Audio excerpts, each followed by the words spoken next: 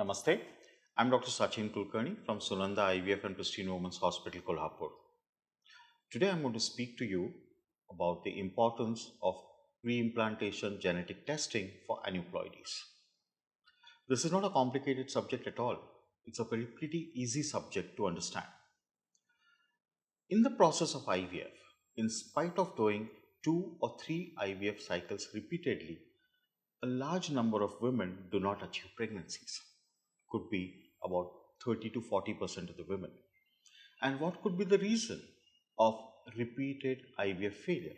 Or for that matter, what could be the reason of even a single IVF failure? The reasons are generally twofold. Either it is a problem in the embryo or it is a problem with the endometrium. At Sunanda IVF, before we start your IVF cycle, we see to it that we have evaluated you thoroughly and so that all the avoidable or modifiable factors which could have affected your pregnancy or those factors which are responsible for not getting an IVF success have been ruled out or have been treated adequately, and then only our IVF cycle is done.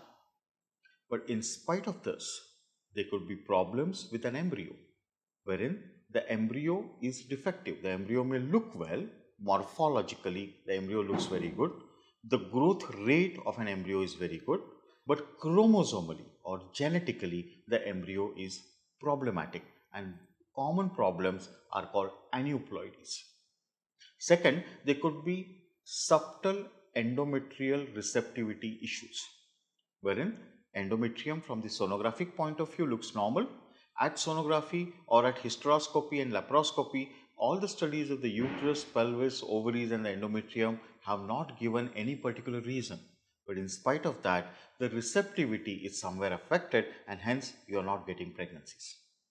An abnormal embryo is pretty common and is responsible for approximately 50% of IVF failures. Now, this can be well looked into and this can be managed beautifully by a technology called PGTA, pre-implantation genetic testing of embryo. So let's understand what is the number of abnormal embryos one can get. Sadly, in the human race, just because we are humans, we have more number of abnormal embryos. Like if we compare ourselves to mice or compare to dogs and cats, those animals, the number of abnormal embryos is maybe less than 1%.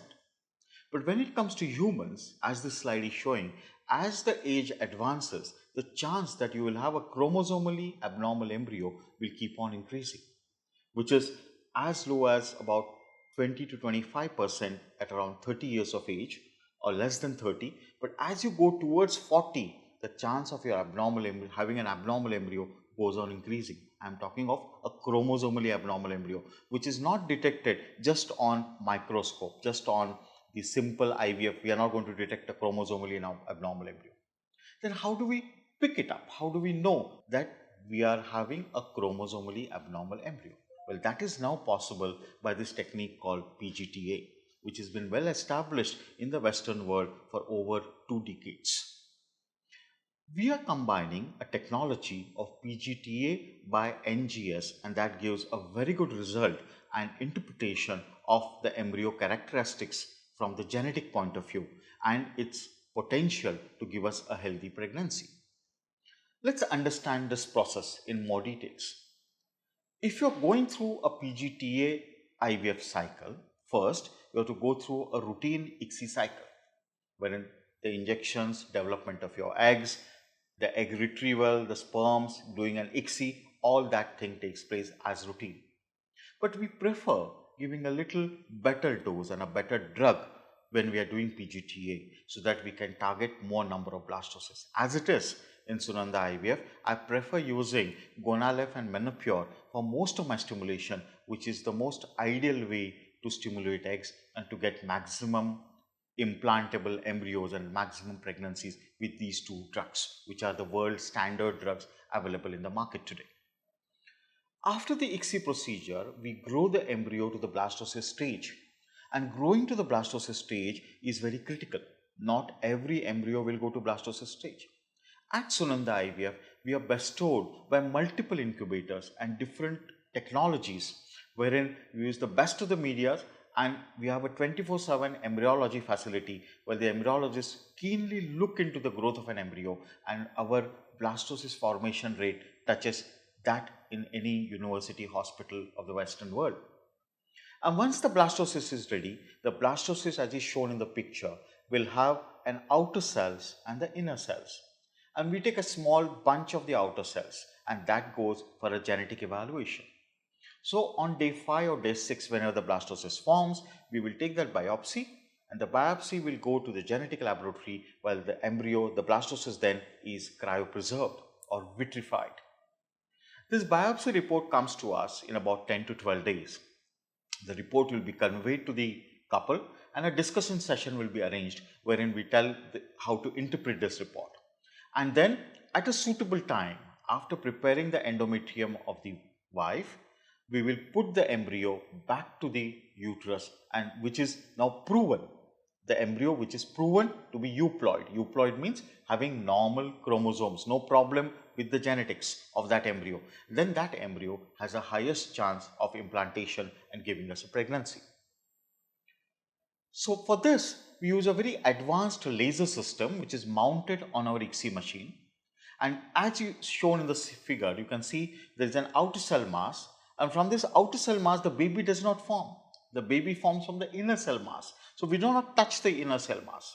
So this procedure of taking a biopsy is not going to harm your baby. This is taken from a trophoectoderm, which is going to form the placenta or the outer membranes which are stuck to the uterus. So only we take about 5 to 6 cells, that is an adequate biopsy, and from that there will be DNA extraction and amplification will be done, and a proper NGS study will be done, which will give us a complete report of all the chromosomes, how they exist in this embryo.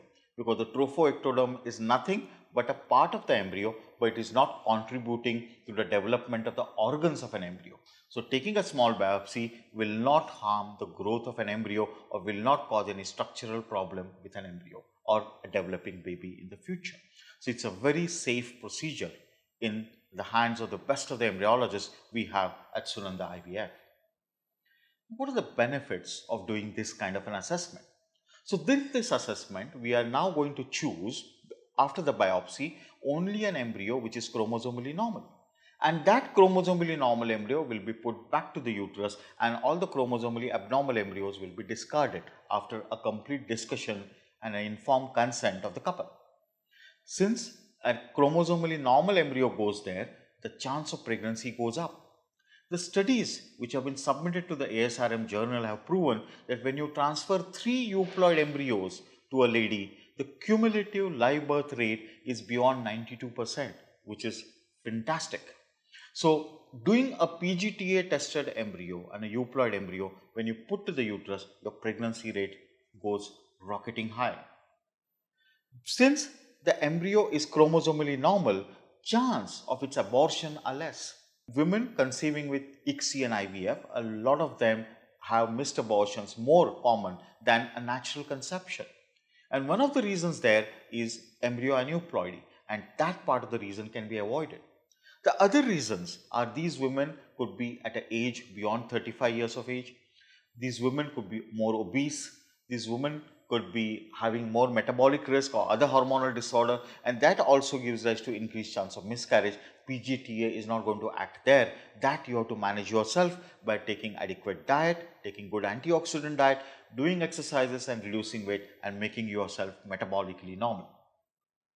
We are more confident after doing PGTA that we can transfer single embryo.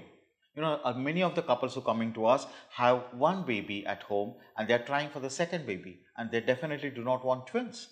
A lot of the other women do not want twins because twins is associated with more chances of complications, and having early delivery, increased neonatal stays in NICUs, and cost also is very high. That's why a lot of people have no two twins, and generally most of the IVF practitioners prefer a singleton pregnancy. So putting a euploid or a chromosomally tested blastocyst back to the uterus promises us that singleton pregnancy, which is very good. A lot of women have suffered from ectopic pregnancies and they have gone through bleeding in the abdomen, emergency surgeries, and they dread their second pregnancy being ectopic again.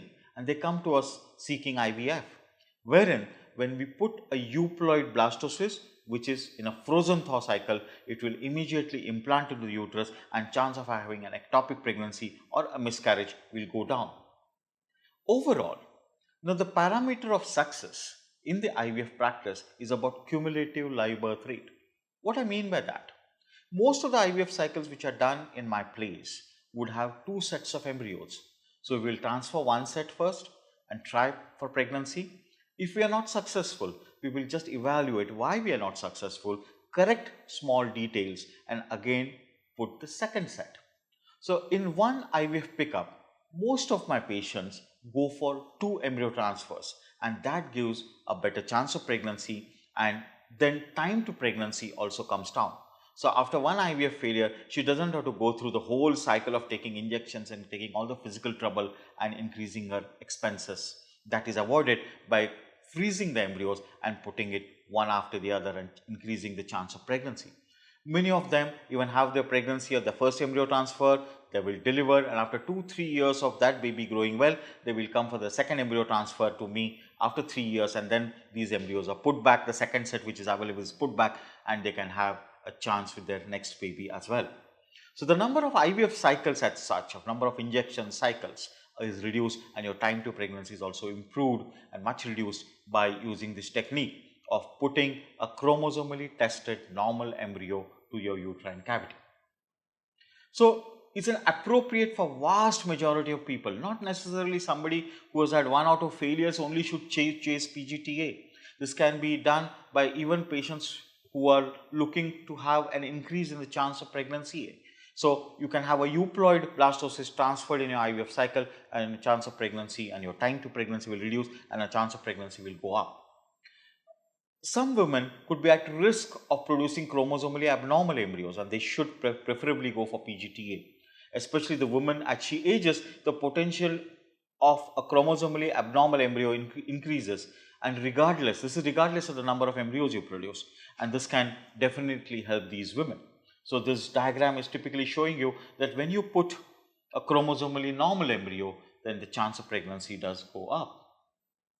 And how do we interpret these results?